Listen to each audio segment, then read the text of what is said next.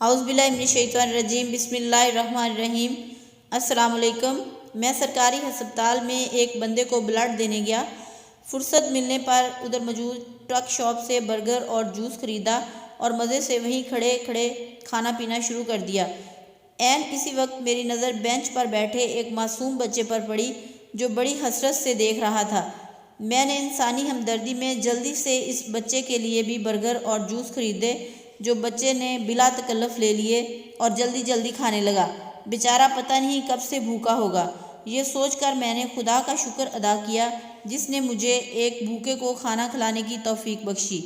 اتنی دیر میں بچے کی ماں جو اس کی پرچی بنوانے کے لیے کھڑکی پر کھڑی تھی واپس آئی اور بچے کو برگر کا آخری ٹکڑا کھاتے دیکھا۔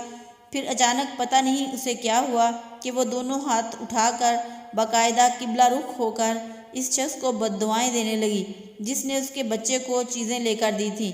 کہہ تو وہ بہت کچھ رہی تھی مگر میں نے وہاں سے فرار ہوتے ہوئے جو چند باتیں سنی وہ یہ تھیں۔ انتہائی بے غیرت اور خبیث تھا وہ شخص جس نے میرے بچے کو برگر لے کے دیا۔ میں 25 کلومیٹر دور سے کرایہ لگا کر اس کے خالی پیٹ ٹیسٹ کروانے لائی تھی۔